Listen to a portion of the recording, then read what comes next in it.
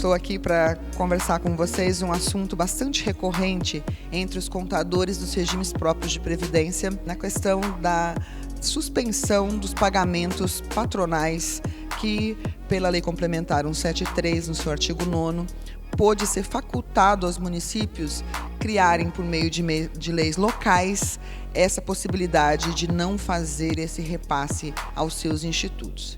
Como contabilizar? Como registrar, né, esse fato novo trazido pela pandemia? Primeiramente, é importante lembrar que as contribuições sociais, no caso a patronal, ela é tratada pelo Supremo Tribunal Federal como tributo. Sim, nós temos 5 espécies tributárias, 3 trazidas pelo CTN, né, que é o imposto, a contribuição de melhoria e a taxa, mas com o advento da Constituição de 88, as contribuições e o empréstimo compulsório, segundo o STF, também são consideradas espécies tributárias. Com isso, devamos atentar para o Código Tributário na sua parte geral quando trata do crédito tributário. Então, o que seria, juridicamente falando, a suspensão do parcelamento?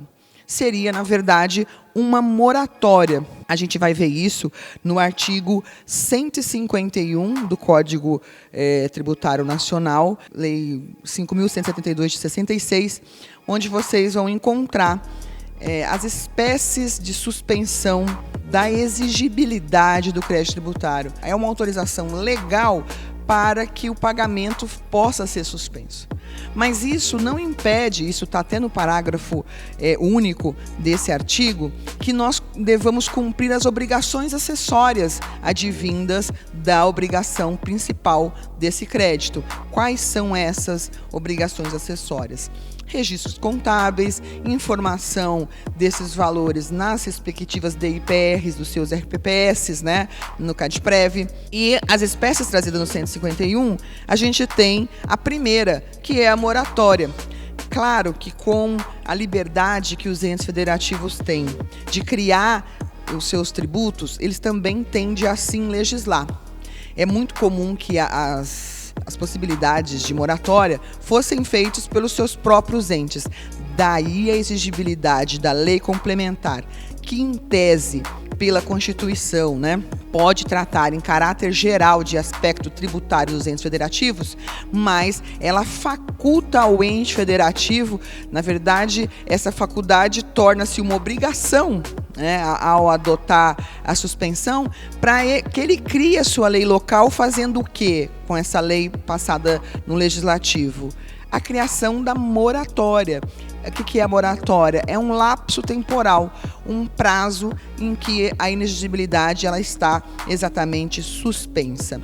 Mas os contadores, tanto da prefeitura quanto do regime próprio, precisam seguir determinações. Os tribunais de contas, eles têm se manifestado nesse sentido em alguns estados. O nosso de São Paulo deixou até essa decisão livre, quer dizer, ele não vai punir, de repente, quem não cumpra alguns desses requisitos que eu tratarei aqui, mas eu acho ainda assim relevante, dada a responsabilidade dos contadores, né? É importante que você faça esses reconhecimentos, faça as exigibilidades da Lei de Responsabilidade Fiscal, artigo 42, em restos a pagar.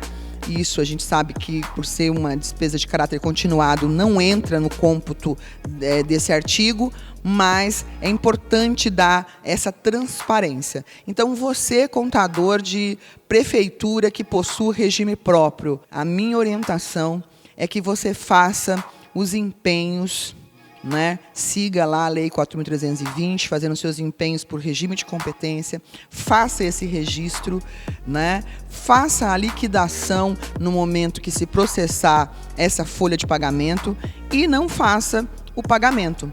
Você vai deixar isso em restos a pagar, que, claro, poderão mais tarde serem cancelados ao se transformarem no parcelamento que a legislação da Secretaria de Previdência prevê. E você, contador do regime próprio de previdência, o que você deve adotar diante dessa informação? É criar, sim, a emissão de guia. Você cria, pode ser um formulário. Eu acabei desenvolvendo um sisteminha, né, que já faz ali a conta do servidor, da patronal, da taxa de administração, se for o caso do registro, né, para que você tenha esse controle, para facilitar, inclusive, para que a informação digitada na guia, remuneração bruta, base de contribuição, possa ser exportada para a DIPR no formato do arquivo, né, XML, que é gerado por aquele sistema. Se em tese você tiver um sistema que gerar o arquivo XML, isso vai dispensar você daquela rotina fatídica de ficar digitando páginas e páginas do demonstrativo a cada 2 meses, não é mesmo? Isso é uma obrigação acessória decorrente do crédito tributário, que é a contribuição, ter as guias de contribuição. Quando o Tribunal de Contas, quando a Secretaria de Previdência vai fazer auditoria, é importante que você tenha todas as guias de cada empresa, de cada órgão do seu município que contribua para o regime próprio. Então, essas guias, elas servem para você fazer o registro. Ao alimentar essas informações, os créditos a receber, eles já são exportados diretamente para o sistema da contabilidade, né? Eu já consigo importar o montante que eu tenho a receber de contribuição do servidor e de contribuição patronal. À medida que eu vou realizando essas receitas, recebendo o recurso da contribuição do servidor, ele fica baixado. Quando, por exemplo, havendo a suspensão por lei local, não haja o pagamento da patronal, isso ficaria em créditos a receber. Então, a consolidação dos balanços desse município ao final de 2020 seria fácil encontrar no regime próprio o registro de todos os créditos a receber e no passivo do município todos os créditos a pagar, que mais tarde deverão, né, ser objeto de parcelamento junto ao RPPS para quitar essa obrigação. Vale lembrar que você tem que atentar para o registro da 4320, né? Que é importante que se faça os empenhos, que se faça a liquidação e que se registre como créditos a receber também no regime próprio. Por fim, quero lembrar a vocês uma outra importância que isso traz para o regime próprio de previdência. Quando é feito o estudo atuarial, ele vai fazer o custo normal, que é o custeio, para levantar quais são as alíquotas.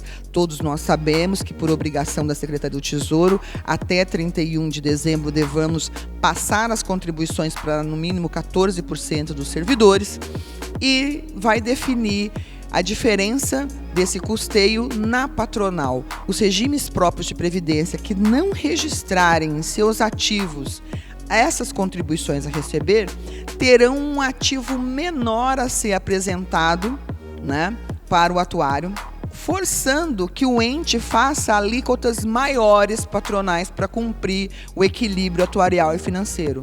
Então, veja, é super importante que você tenha registrado o crédito a receber para esse ativo, em contrapartida com o passivo atuarial, gere alíquotas melhores para o seu RPPS. Me despeço e agradeço a atenção de todos.